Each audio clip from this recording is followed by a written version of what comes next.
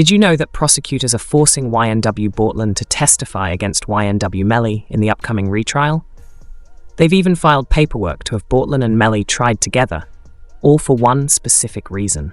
Issue here, and you can try them together. It is to the benefit of the state to try them together, just more efficient. You don't have to do things again and again, do it all at once, and also get a better chance of having them incriminate each other during the trial. It benefits the defense to sever it. That way they can point the finger at each other and get away with it. So this is what's going on. But I don't think it should be automatically severed because the state is seeking a penalty for Melly, because it's only the penalty phase of the trial that would be different, not the guilt phase. The guilt phase is the same. They're both capital crimes. We're seeking the penalty on one, not the other, but that goes into the second part of the trial, the penalty phase, only if Melly is found guilty. It's obvious that if Bortlen knows he wasn't fully responsible for the crime against Sack Chaser and Juvie, he won't just sit there and accept a life sentence. That makes it likely he'll point the finger at Melly. This also makes sense, considering Melly's lawyers already tried to shift the blame onto Bortlen during the first trial. Were his lives. Cortland Henry shows up at Memorial Hospital, Miramar. You don't see him sitting there, or where you will see him sitting is in the driver's seat of a car, two bodies, car riddled with bullets. And when he shows up with a change of clothing, change of shirt, powder residue on his hands, evidencing that he had discharged a firearm. And he lies. He lies about where the incident occurred. He lies about how it occurred. And he lies about not having the phone. I think it was Miss Bradley herself who said, everybody has a phone in the pocket, not Cortland Henry. He exposed that it was always Bortlen who lied to the feds. Bortlen was the one with gunpowder residue on his hands and the one caught with Juvie and Sack Chaser when they passed. A forensic scientist even testified in the first trial that Bortlen had residue consistent with someone who fired a gun. So the right hand of Cortland Henry contained two component particles, and the left hand contained one particle characteristic of tar residue and one two-component particle. Okay. And can you explain to us what that means? Basically, overall, there was tar residue present on the hand. Bortlen wasn't happy about this, but fortunately for Melly, his trial ended in a mistrial. On the same day, Bortlen reportedly tweeted a cryptic message: "Mind games don't work on people like me," followed by a handshake emoji, possibly hinting at a deal with the state. But this is just the beginning of Melly's recent troubles. Reports have surfaced that his mother launched a fan account while he stands trial. She even appeared in an interview to discuss why she did it and how much she has made. Why did you decide to break the internet the other day? You're saying that you're YNW Melly's mom and you're about to hit fans. Why not? You make money while you sleep, and I turned 40 this year. Why not do something crazy? Did you start it yet, though? What? My only? Yeah. How much you made the first day? I just need to know the first day. The first day was pretty epic. It was pretty epic. Give me a ballpark figure. Like 40-ish, 50. One day? Day one. This quickly went viral, sparking a huge reaction online. Even DJ Academics weighed in on it. So YNW Melly's mom has announced that she's going to be starting her own. And I got to be honest with y'all, man. This is perplexed. The reason why it's perplexing is because I can't understand why she's doing this. Your son is fighting for his life. How much, there's certain mothers in hip hop, and you probably can name a few, I won't name all of them, that I feel like their son became stars, but they also wanted to be stars as well. Blueface's mom is one of them. The situation between Melly's mom and Melly, I always thought was interesting, but I never thought she'd be doing this. If you're wondering if she's doing this for money, this can't be a money grab. Like, no way, no how. While Academics insists it's not about money, social media disagrees. A no-jumper interview with Melly's mom and his brother, B-Slime, shows Adam asking about all the money Melly has spent on lawyers. Melly's mom, Jamie, sat back and laughed, but B-Slime didn't hold back, calling out Melly for wasting his money in dumb ways. I would assume that he spent a lot of money on lawyers. Like an amount that would probably... That kid spent a lot of money on a lot of things that shouldn't have been spent on. Really? Like what else? And cars, jewelry. And he's not even out to wear the jewelry. I'm like, why are you buying jewelry? You're not here to wear the jewelry. No, definitely lawyers are probably the best thing you can spend. That's what I throw.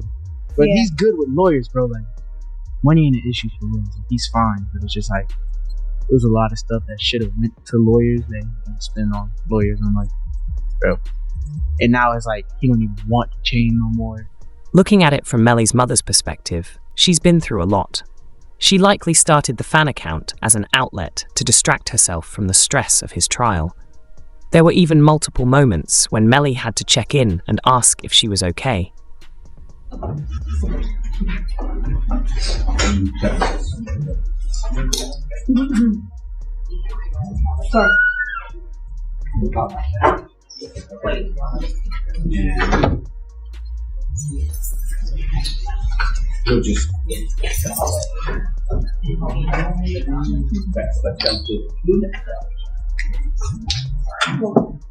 Melly's financial struggles are only expected to worsen with his ex-girlfriend, Mariah Hamilton, returning to the US. Reports confirm that she was released from her detention facility after Judge Fye ruled in her favor on February 7th. This hearing marked the first time Melly and Mariah had seen each other in person since he turned himself in to the sheriff's office in February 2019.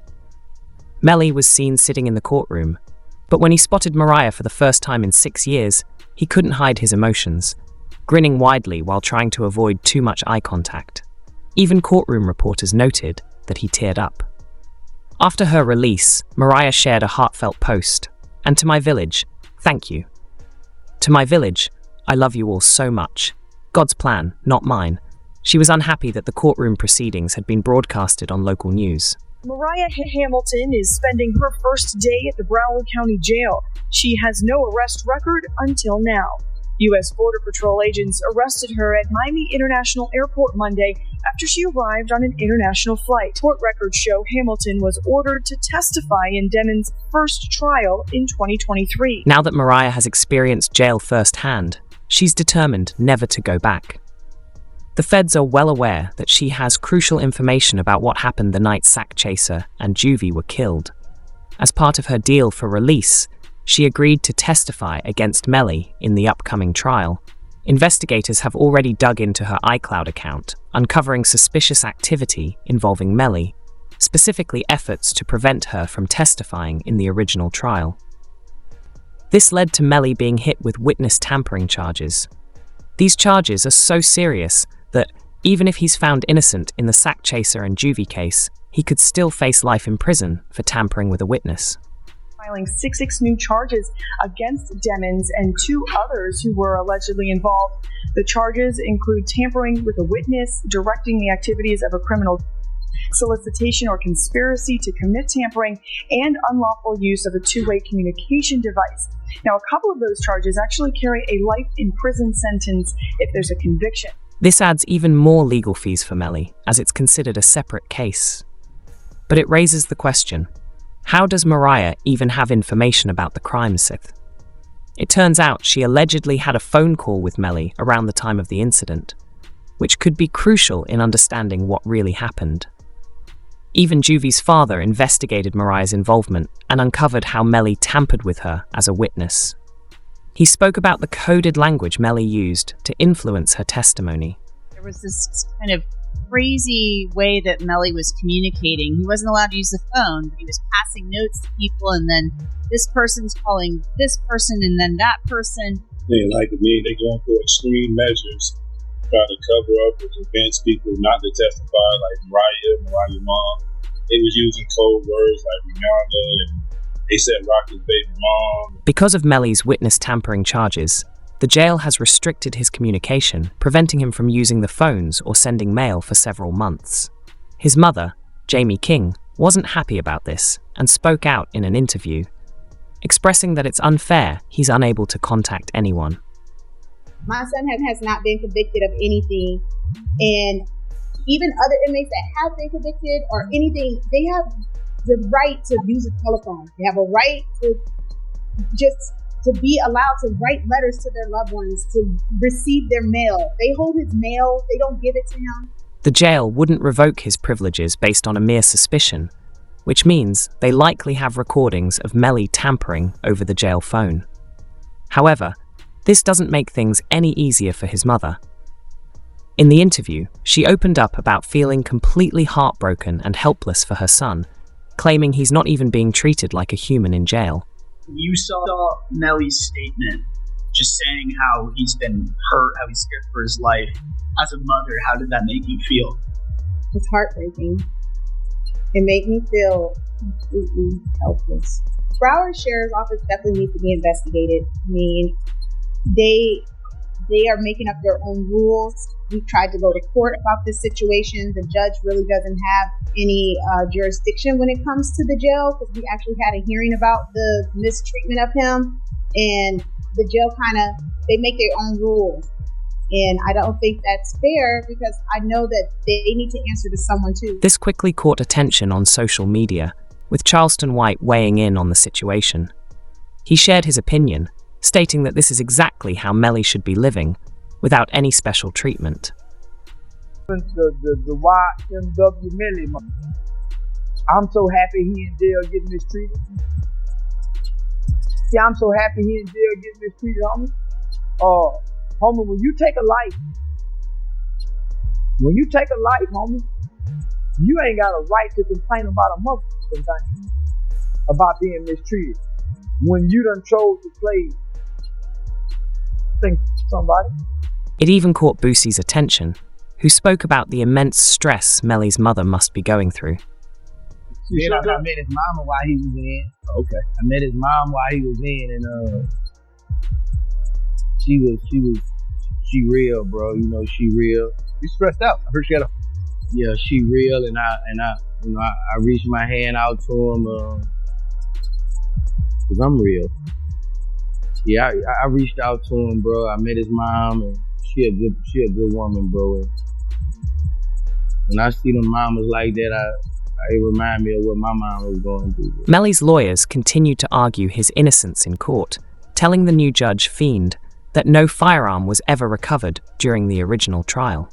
So the first thing is I didn't have a firearm, so I can't know which firearm I'm going to use in order to replicate any of my tests. So I can't make tests for this determination because I don't know what was used. Okay. They also presented GPS evidence from the time of the crime, claiming it proves Melly was running down the street based on the timestamps of messages he sent to his girlfriend.